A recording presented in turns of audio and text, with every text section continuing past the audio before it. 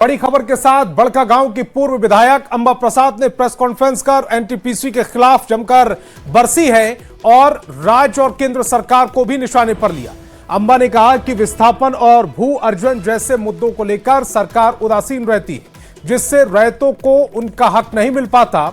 इसके विरोध में जब उनका परिवार खड़ा हुआ तो प्रशासन उनका दुश्मन बन बैठा। उन्होंने 2013 के नियमों के तहत रैयतों को मुआवजा देने की मांग की। उन्होंने अपने पिता योगेंद्र साहब के कांग्रेस से बिना कारण बताओ नोटिस के निष्कासन को लेकर पार्टी नेतृत्व पर सवाल उठाए। साथ ही मुख्यमंत्री के खिलाफ अमर्यादित टिप्पणी से भी इनकार किया।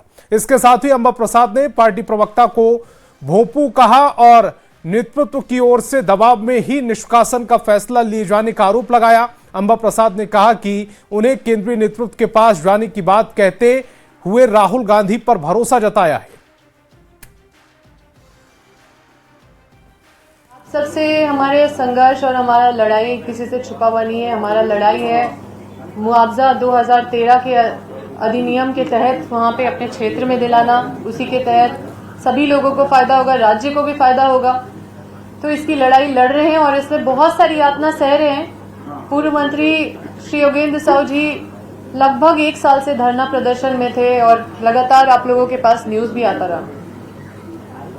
अब क्योंकि अचानक से प्रेस कॉन्फ्रेंस में हम लोगों ने देखा कि पूर्व मंत्री श्री योगेंद्र साहु जी को निष्कासित कर दिया गया है, तो इस पे तो हम लोगों से कोई पूछा भी नहीं, कोई हम लोग को नोटिस भी नहीं दिया। अब जब प्रेस में आके जब बोल रहे हैं तो कई झूठ भी बोल रहे हैं। झूठ ये बोल रहे हैं कि कोई मसला था तो पार्टी में आके बोलना चाहिए था। क्या अनुशासन समिति इसको नहीं देखती है? क्या आपने कभी सुना है कि हमारे कितने सारे विधायक कांग्रेस मंत्रियों के खिलाफ बोलते रहते हैं? क्या वो लोकप्रिय नहीं है? क्या लोकप्रिय सिर्फ माननीय मुख्यमंत्री जी हैं?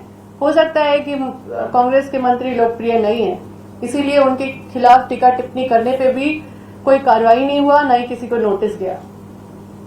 अब कोई अमर्यादित भाषा का तो उपयोग नहीं किया था पूर्व मंत्री योगेंद्र साहु जी ने, न ही कोई गाली दिया था। उन्होंने ये बोला था कि साजिश के तहत हम लोगों को यहाँ पे पॉलिटिकली बर्बाद करने का और पॉलिटिकली खत्म करने का साजिश किया जा रहा है। अच्छा, ये बोलते हैं कि लोकप्रिय मुख्यमंत्री जी के बारे में टिप्पणी कर दिए। मतलब इनको और कुछ नहीं दिख रहा है कि हमारे साथ अन्याय हो रहा है इतना समय से, और किस तरह से मेरी मां पूर्व विधायक निर्मला देवी जी को नंगे पांव और नाइटी में फोन छीन करके उनको थाना भेज दिया गया और पूरे उसी तरह से सामान के ऊपर बुलडोजर चला दिया गया। नाश्ता तक नहीं करने दिया गया। 11-12 बजे वो नाश्ता बना के नाश्ता करने ही जा रही थी, उसी समय ये सारा प्रकरण किया गया। 1 बजे जब तक हम पहुंचे थे तब तक पूरा घर ढा दिया गया था। उस दिन मेरे पिताजी दिल्ली में थे और ये सारा कार्रवाई सोचिए कि इतना सारा पुलिस तैनात करके 2000 पुलिस तैनात करके वहां पे दे दिया गया।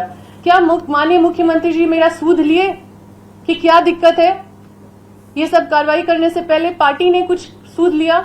22/8/2025 से लेकर ये जब परसों जब पूर्व मंत्री योगेंद्र साहु जी अपना वीडियो रिलीज किए तब उनको नींद खुला। इतने दिन से प्रवक्ता हमारे कहां सोए हुए थे? इनको जो मन करता है, जो बोला जाता है वो बोल देते हैं भोंपू की तरह। हाँ, जो सिखा दिया जाता है वो बोल देते हैं, हंसते हंसते बात करते हैं, कोई गंभीरता नहीं है। अच्छा, अपने प्रेस कॉन्फ्रेंस में राहुल गांधी का नाम क्यों लिया? जब प्रेस कॉन्फ्रेंस जब योगेंद्र साहु पूर्व मंत्री के निष्कासन से संबंधित था तो उस पर वही बात करना चाहिए था। आप उस प्रेस कॉन्फ्रेंस में माननीय राहुल गांधी जी को प्रधानमंत्री का बात करने लगे। आप केंद्र नेतृत्व को उस प्रेस कॉन्फ्रेंस में क्यों घसीटे?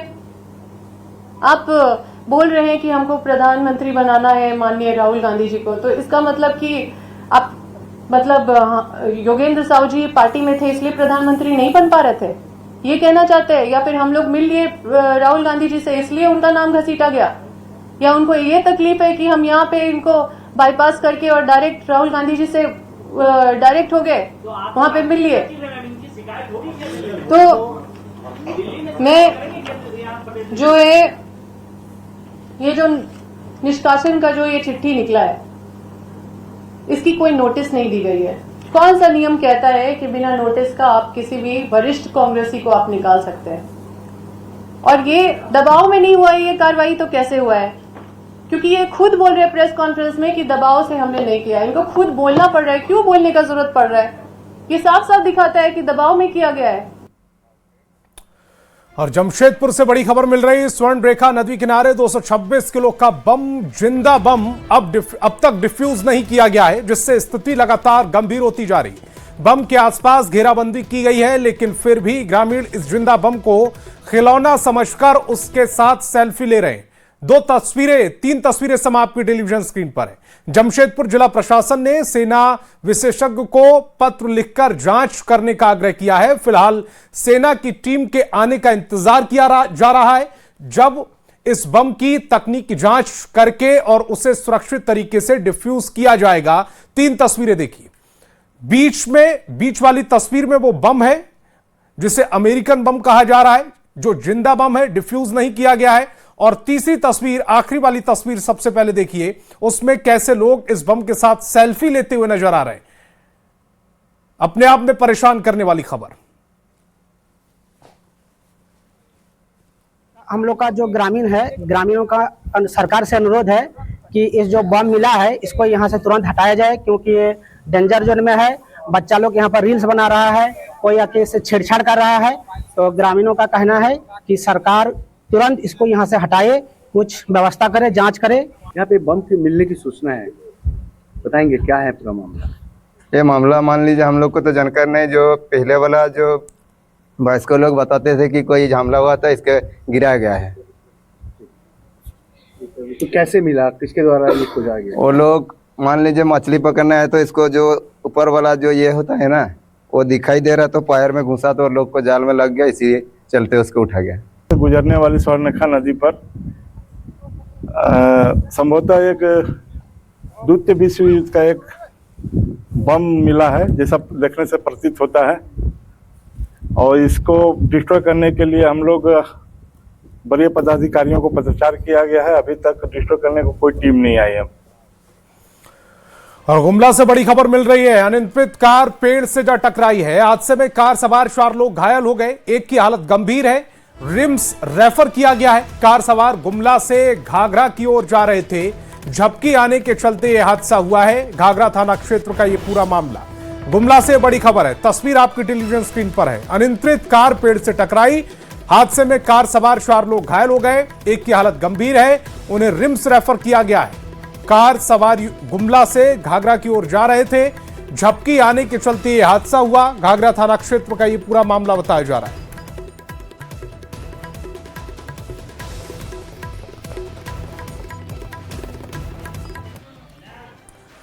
और गिरिडीह से बड़ी खबर है। हीरोडीह में भीषण सड़क हादसा हुआ। तेज रफ्तार बाइक दुर्घटनाग्रस्त हो गई। बिजली पोल से यह बाइक टकराई, बाइक सवार एक युवक की मौत हो गई। हादसे में एक युवक गंभीर रूप से घायल है। आरोप है कि घायल युवक को अस्पताल पहुंचाने के लिए स्थानीय ग्रामीणों ने 108 एम्बुलेंस को कई कॉल किए, लेकिन कोई रिस्पांस नहीं मिला। इसके बाद स्वास्थ्य विभाग की संवेदनशीलता को लेकर ग्रामीणों का आक्रोश फूट पड़ा। गिरिडीह से खबर, तस्वीरें आपकी टेलीविजन स्क्रीन पर। हीरोडीह में ये भीषण सड़क हादसा हुआ। तेज रफ्तार बाइक दुर्घटनाग्रस्त हुई, बिजली पोल से ये टकराई, बाइक सवार एक युवक की मौत भी हो गई। हादसे में एक युवक गंभीर रूप से घायल है, लेकिन जो गंभीर आरोप लग रहा है वो ये कि घायल युवक को अस्पताल पहुंचाने के लिए स्थानीय ग्रामीणों ने 108 एम्बुलेंस को कई बार कॉल किया, लेकिन कोई रिस्पॉन्स नहीं मिला। इसके बाद स्वास्थ्य व्यवस्था की संवेदनशीलता को लेकर ग्रामीणों का आक्रोश फूट पड़ा। 3-4 मिनट तक रिंग जाता है, उसके बाद ऑटोमेटिक कट जाता है। सरकार का घोर लापरवाही है। आज सरकार कहती है कि स्वस्थ झारखंड, मस्त झारखंड, लेकिन एक तरह से झारखंड के वासियों के सेहत के साथ झारखंड सरकार बहुत बड़ा खिलवाड़ कर रही है। इसका घोर हम निंदा करते हैं। और खबर गुमला से, जहां पालकोट प्रखंड में इन दिनों जंगली भालू का आतंक देखने को मिल रहा है। भालू ने 2 लोगों पर जानलेवा हमला किया, जिनका अस्पताल में इलाज चल रहा है। पहली घटना ओरबेला गांव की है, जहां महुआ चुनने गई महिला पर भालू ने हमला कर दिया। वहीं दूसरी घटना उमड़ा पंचायत के धबड़ाहा डिप्पा गांव की है, जहां भालू ने एक शख्स पर जानलेवा हमला कर दिया। घटना के बाद लोगों में डर का माहौल बना हुआ है। वन विभाग से कि हरियाणा के तौर पर कुछ वन विभाग के तरफ से भालू हमेशा हुआ आएला। हाँ, कारण के वन विभाग से भालू के हटाने का प्रयास। बोकारो से बड़ी खबर मिल रही है, जहां भंडारी डीही पुल के पास बदमाशों ने ट्रक में पेट्रोल छिड़ककर आग के हवाले कर दिया। इस दौरान ट्रक ड्राइवर के साथ मारपीट भी की गई, जिसमें वो गंभीर रूप से घायल हो गया है। जानकारी मिलने पर स्थानीय लोगों के साथ पुलिस और फायर ब्रिगेड की टीम मौके पर पहुंची और आग पर काबू पाया। शुक्रवार देर रात हुई इस घटना के बाद पुलिस मामले की जांच में जुट गई है। वहीं बदमाशों की करतूत के बाद लोगों में भय का माहौल है और लोगों ने सुरक्षा की मांग की है। बताया जा रहा है कि छाई ट्रांसपोर्टिंग को लेकर हाईवा एसोसिएशन और कंपनी के बीच विवाद चल रहा है। इसी में घटना को अंजाम दिए जाने की आशंका जताई जा रही है। दो तस्वीरें आपकी टेलीविजन स्क्रीन पर। पहली तस्वीर ये वो ट्रक जिसमें असामाजिक तत्वों ने आग लगाई है, और दूसरी तस्वीर जब ये आग का गोला बना हुआ था ट्रक, उस दौरान की वो तस्वीर।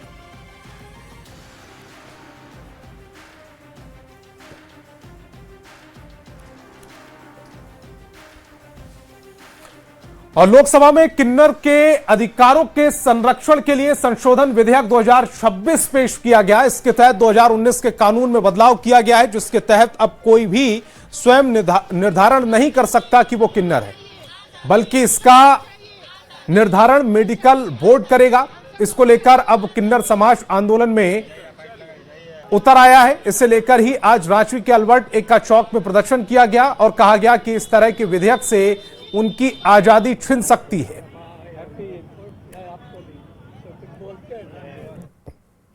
जो लोकसभा में जो बिल पारित हुआ है उसमें बहुत सारी चीजें बदली गई है। उसमें अब बोर्ड डिसाइड करेगा कि हम ट्रांसजेंडर है कि नहीं है। तो इससे तो हमारे अधिकारों का हनन है ना। अगर कोई पुरुष जाता है तो क्या बोर्ड बैठता है कि पुरुष को पुरुष जानने के लिए बोर्ड डिसाइड करके वो पुरुष है? तो ये बहुत ही गलत है और ऐसे जो है बिल जो है पारित ना हो, इससे कि हमारा जो समुदाय वो लुप्त हो जाएगा। ऐसे ही हमारा समुदाय जो है पहले ही लुप्त है। बहुत मुश्किल से आज हमारा समुदाय जो खुल के आगे आया है, खुद के लिए जी रहा है। अब ऐसे बिल अगर लागू होते हैं तो हमारे समाज के लिए बहुत मुश्किलें पैदा हो जाएंगी। और जमशेदपुर शहर में नमन संस्था की ओर से तिरंगा यात्रा निकाली गई, जिसमें तमाम राजनीतिक दलों के नेता और शहर के हजारों लोग शामिल हुए। पूर्व सैनिक परिवार को सम्मानित कर निकाली गई तिरंगा यात्रा में हजारों लोग हाथों में तिरंगा लेकर सड़क पर निकले। एग्रीको ट्रांसपोर्ट मैदान में अखंड तिरंगा यात्रा सह शहीद सम्मान यात्रा निकाली गई। यात्रा निकालने से पहले पूर्वी सिंहभूम जिले में शहीद जवानों के परिवारों को पहले सम्मानित किया गया। साथ ही कारगिल युद्ध और देश के अन्य युद्ध में शामिल हुए जवानों को नमन किया गया। दो तस्वीरें आपकी टेलीविजन स्क्रीन पर। पहली तस्वीर तिरंगा यात्रा के दौरान की तस्वीर, जब बाइक के जरिए हजारों लोग हाथों में तिरंगा लेकर इस यात्रा को निकाल रहे हैं। दूसरी तस्वीर में नाटक के जरिए, मंचन के जरिए शहादत को नमन किया जा रहा है। ये कोई आम यात्रा नहीं है। ये यात्रा जिन्होंने इस राष्ट्र के लिए अपना कण कण दिया है, शरीर का एक एक बूंद दिया है, तपस्वियों का है, गुरुओं का है, ऋषियों का है, मुनियों का है, फकीरों का है। ये यात्रा मातृभूमि के उस मिट्टी के लिए है जिस पे हमने जन्म लिया। युवाओं को प्रेरणा सबसे बड़ा है कि भगत सिंह हमारा, उनका याद और बलिदान हमेशा ये देश ऋणी रहेगा।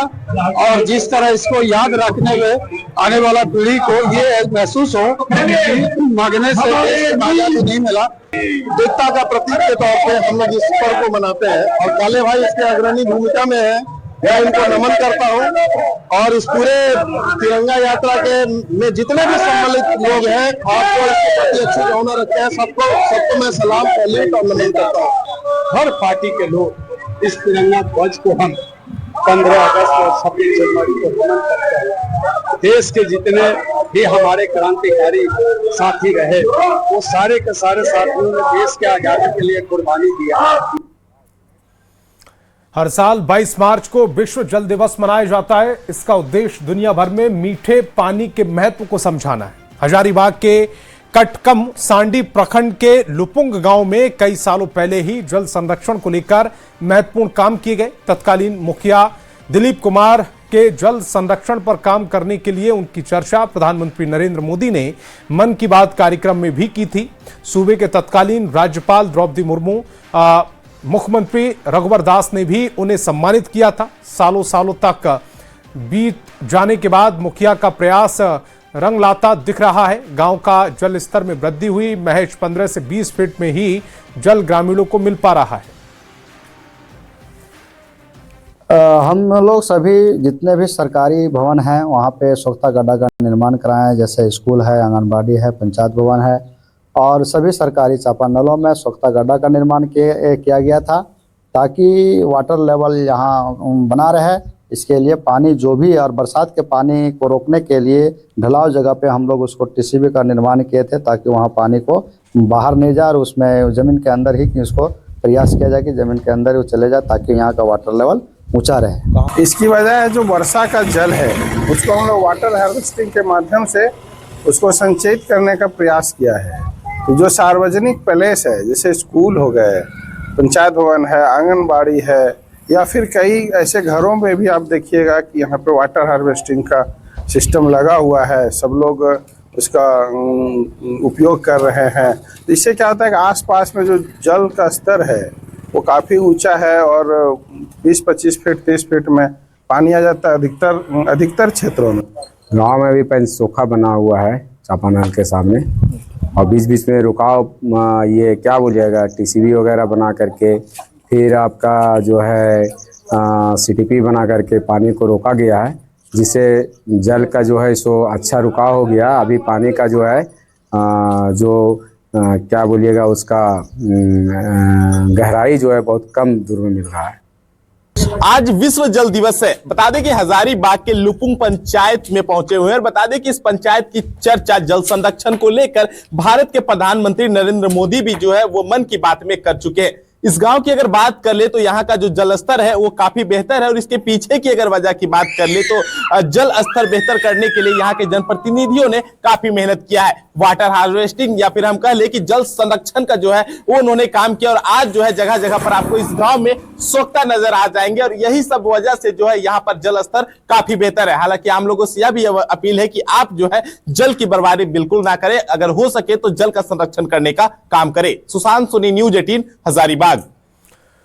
धन्यवाद। IIT ISM में 2 दिवसीय राष्ट्रीय सम्मेलन मिशन 22 का आयोजन किया गया। 23 मार्च तक चलने वाले इस सम्मेलन का मुख्य विषय नदियों के लिए भूमि अधिग्रहण रहा, जिसमें देश भर के पर्यावरण विशेषज्ञों ने भाग लिया। कार्यक्रम में पद्मश्री डॉक्टर RK सिन्हा, मैक्सिस पुरस्कार विजेता राजेंद्र सिंह के साथ विधायक सरयू राय समेत कई विशेषज्ञ शामिल हुए, जिसमें जल संसाधनों के संरक्षण के लिए वैज्ञानिक दृष्टिकोण और सामूहिक प्रयास पर जोर दिया गया।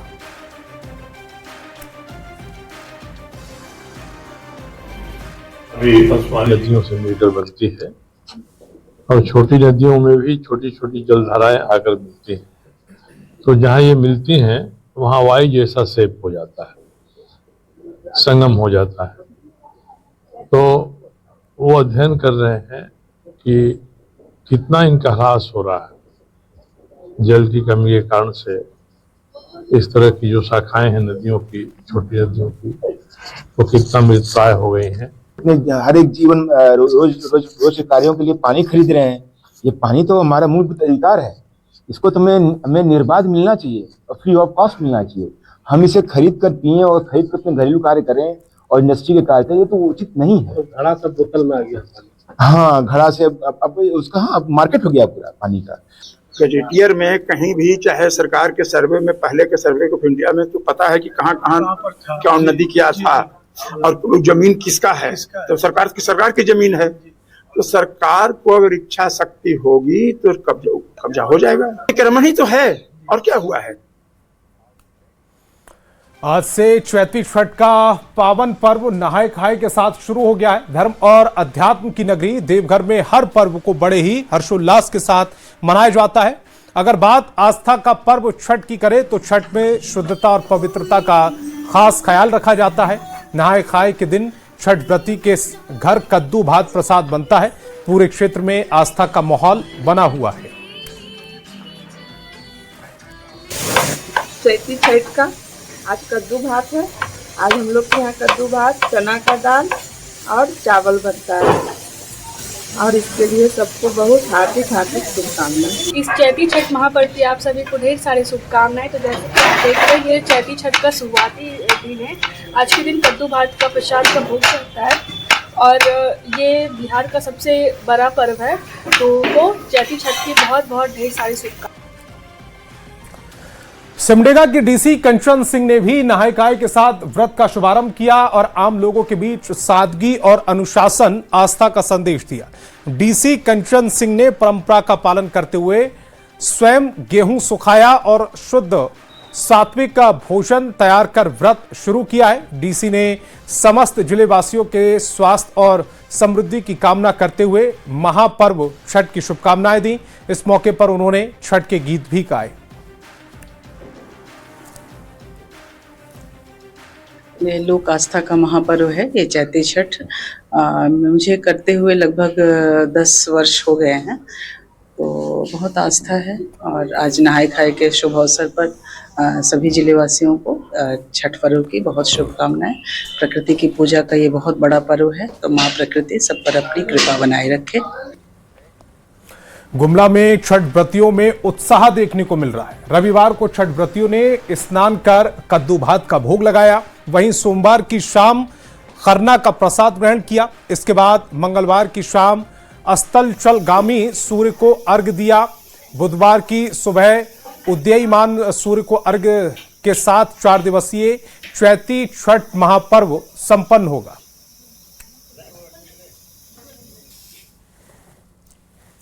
झारखंड का बहुत पवित्र पर्व है और बहुत कष्ट वाला भी पर्व है। इसमें बहुत सावधानियां बरतना पड़ता है और बहुत साफ सुथरा से हम लोग करते हैं। जैसे सुबह उठे, नहाए धोए, घर को साफ किए, उसके बाद खाना बनाए। अरवा चावल का भात, कद्दू का सब्जी और चना का दाल, ये हम लोग का इसमें भोजन है। अब फिर कल है कि फिर नहाएंगे धोएंगे और फिर शाम को फिर खाने का तैयारी करेंगे। कल हो गया खीर भोजन। अब फिर परसों को फिर साफ सुथरा करके अब फिर प्रसाद बनाएंगे, फिर साफ को रख देंगे। हम लोग तालाब से नहा वहा के आए और खाना बनाए। आज पहला दिन है छठ का, कल खड़ना है और परसों पहला अर्घ है और बुधवार को दूसरा अर्घ है। सबसे बड़ा पर्व है हम लोग का।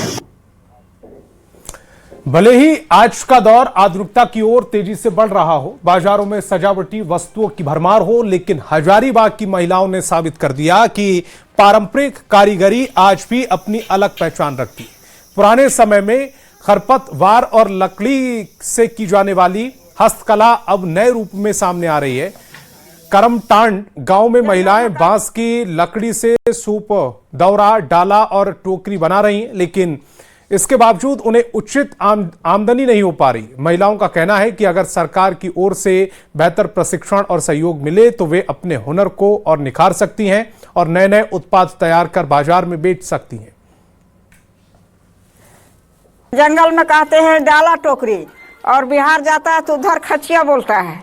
तो हम लोग का यही बहुत पुराना है, हम लोग का पुरखा सब यही सब काम करता है। 130 यहाँ पर हैं, तो हम लोग यही सब काम करते हैं। तो गाड़ी आता है इसरी डुमरी तरफ, पटना तरफ से, और बिहार जाता है खचिया। रेंगनीन होता है, इधर बहुत मिलता बास उस सरकार से मदद, तो हम लोग ये सब बिजनेस करते और हम लोग भी थोड़ा रोजी रोजगार मिलता सरकार तरफ से। और यही हम लोग टोकरी बनाते हैं, 50 रुपया करके बेचते हैं भैया। इस रोजगार से जुड़ी